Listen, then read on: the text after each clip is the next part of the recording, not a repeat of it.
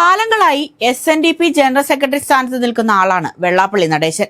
Vellappally Natesan general secretary ആയതിനു ശേഷമാണ് സാമുദായിക സംഘടനയായ SNDPക്ക് ഇത്ര കണ്ട് ജനസ്വീകാര്യത കിട്ടിയതെന്ന് പറയുന്നവരുമുണ്ട്. എന്നാൽ ആ ജനറൽ സെക്രട്ടറിയെ തന്നെ SNDPയുടെ ചുമതലകളിൽ നിന്നും നീക്കിയിരിക്കുകയാണിപ്പോൾ. നടപടിക്ക് പിന്നിൽ സാക്ഷാൽ ഹൈക്കോടതിയാണെന്നുള്ളതാണ് മറ്റൊരു ശ്രദ്ധേയമായ കാര്യം. പ്രൊഫസർ MK സാനുവിന്റെ ഹർജിയിലാണ് വെള്ളാപ്പള്ളിയെ അയോഗ്യനാക്കിയ നടപടി വന്നിരിക്കുന്നത്. ജസ്റ്റിസ് TR രവിയുടെ ബെഞ്ചാണ് ഉത്തരവിട്ടത്. വെള്ളാപ്പള്ളിയെ കൂടാതെ മുഴുവൻ ബോർഡ് മെമ്പർമാരെയും അയോഗ്യരാക്കിയിരിക്കുകയാണ് ഹൈക്കോടതി. മകനും BDJS നേതാവുമായ തുഷാർ വെള്ളാപ്പള്ളിയും തൽസ്ഥാനത്ത് നിന്ന് നീക്കിയിട്ടുണ്ടെന്നാണ് പുറത്തുവരുന്ന വിവരം. SNDPയുടെ തെരഞ്ഞെടുപ്പുമായി ബന്ധപ്പെട്ട കേസിലാണ് ഹൈക്കോടതി ഉത്തരവ് വന്നിരിക്കുന്നത്. SNDP യോഗം ഡയറക്ടർമാരെയും അയോഗ്യരാക്കി. കണക്കുകൾ ഹാജരാക്കാത്തതാണ് അയോഗ്യരാക്കാൻ പ്രധാന കാരണമായി പറയുന്നത്. വെള്ളാപ്പള്ളി വിഭാഗം നടത്തുന്ന ഭരണത്തിൽ എതിർപ്പുള്ള വിമത വിഭാഗമാണ് ഹൈക്കോടതിയെ സമീപിച്ചതും ഹർജി നൽകിയതും. ഹർജിയിൽ അന്വേഷണം നടത്തിയ ഹൈക്കോടതിയാണ് അയോഗ്യരാക്കിക്കൊണ്ടുള്ള ഉത്തരവിറക്കിയത്. 30 വർഷമായി ഓഡിറ്റ് അക്കൗണ്ട് ഹാജരാക്കാതിരുന്നതും കമ്പനി ആക്ട് പ്രകാരം നടപടി പൂർത്തിയാക്കാതിരുന്നതും വെള്ളാപ്പള്ളിക്കും കൂട്ടർക്കും തിരിച്ചടിയാവുകയായിരുന്നു.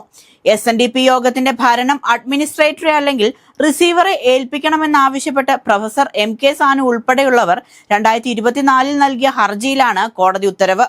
SNDP യോഗത്തിന് പുതിയ ബോർഡ് ഓഫ് ഡയറക്ടേഴ്സിനെ നിയമിക്കാനും ഉത്തരവിട്ടു. കമ്പനി ആക്ടിന്റെ ലംഘനം നടന്നതായി കണ്ടെത്തിയതിനെ തുടർന്നാണ് നടപടി. ജസ്റ്റിസ് TR രവിയുടെ സിംഗിൾ ബെഞ്ചിന്റേതാണ് ഉത്തരവ്. Vellappally Natesan, vice president Thushar Vellappally, president MN Soman, Devaswom secretary Arayakkandi Santhosh തുടങ്ങി ബോർഡ് അംഗങ്ങളായ 170 പേരാണ് അയോഗ്യരാക്കപ്പെട്ടത്. SNDP യോഗം കമ്പനി ആക്ട് പ്രകാരം രജിസ്റ്റർ ചെയ്ത സംഘടനയാണ്. ഇതിലെ ഡയറക്ടർമാരാണ് വെള്ളാപ്പള്ളിയും തുഷാർ വെള്ളാപ്പള്ളിയും ഉൾപ്പെടെയുള്ളവർ. കമ്പനി ഡയറക്ടർമാർക്ക് ഡയറക്ടേഴ്സ് ഐഡന്റിഫിക്കേഷൻ നമ്പർ അക്കൗണ്ട് നിർബന്ധമാണ്. എന്നാൽ ഇവരുടെ ഡീൻ അക്കൗണ്ടിന് സാധുതയില്ലെന്നാണ് ഹൈക്കോടതിയുടെ കണ്ടെത്തൽ. ഹർജികൾ തീർപ്പാക്കുന്നതുവരെ SNDPയുടെ കീഴിലുള്ള സംസ്ഥാനത്തെ വിദ്യാഭ്യാസ സ്ഥാപനങ്ങളിൽ നിയമനങ്ങൾ നടത്തുന്നതിൽ നിന്ന് SNDP യോഗം വിവിധ ബ്രാഞ്ചുകളിലെ ഭാരവാഹികൾക്കെതിരെ അച്ചടക്ക നടപടികൾ സ്വീകരിക്കുന്നതിൽ നിന്നും ഭാരവാഹികളെ വിലക്കണമെന്നും ഹർജിയിൽ ആവശ്യപ്പെട്ടിരുന്നു.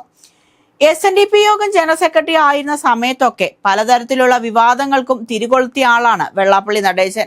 മറ്റ് മതവിഭാഗങ്ങളെ പരസ്യമായി ആക്ഷേപിച്ചും നാവിന് കടിഞ്ഞാണില്ലാതെ മാധ്യമങ്ങൾക്ക് മുന്നിൽ സംസാരിച്ചും പലതവണ വിവാദങ്ങളിൽപ്പെട്ടയാളാണ്.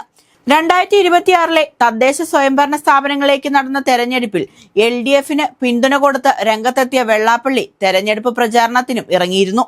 എന്നാൽ വെള്ളാപ്പള്ളിയുടെ പിന്തുണ LDFന് വലിയ പ്രത്യാഘാതങ്ങളാണ് സമ്മാനിച്ചത്. പ്രത്യേക സമുദായങ്ങളെ കളിയാക്കിക്കൊണ്ടുള്ള പ്രസംഗത്തിലൂടെ വെള്ളാപ്പള്ളിയെ ശത്രുവായി കാണുന്നവർ തദ്ദേശ തെരഞ്ഞെടുപ്പിൽ LDFനെയും അതേ കണ്ണിൽ കണ്ടു. അത് ഇടതുപക്ഷത്തിന്റെ വോട്ട് ബാങ്കിൽ വലിയ വിള്ളലുകൾ വീഴ്ത്തുകയും ചെയ്തിരുന്നു. അതിനുശേഷമാണ് സാമുദായിക ഐക്യം എന്ന പേരിൽ SNDPയും NSSും കൈകോർക്കുന്നു എന്ന വാർത്തകൾ വന്നത്. എന്നാൽ 10 ദിവസം തികയും മുൻപ് സാമുദായിക ഐക്യത്തിൽ നിന്ന് NSS പിന്നോട്ടു പോകുന്ന കാഴ്ചയും കണ്ടിരുന്നു. ചുരുക്കി പറഞ്ഞാൽ വെള്ളാപ്പള്ളിയുടെ സമയം അത്ര ശരിയല്ലെന്നാണ് തോന്നുന്നത്. കിരീടവും ചെങ്കോലും നഷ്ടപ്പെട്ട വെള്ളാപ്പള്ളി ഇനി എന്ത് ചെയ്യുമെന്നതാണ് അറിയാനുള്ളത്.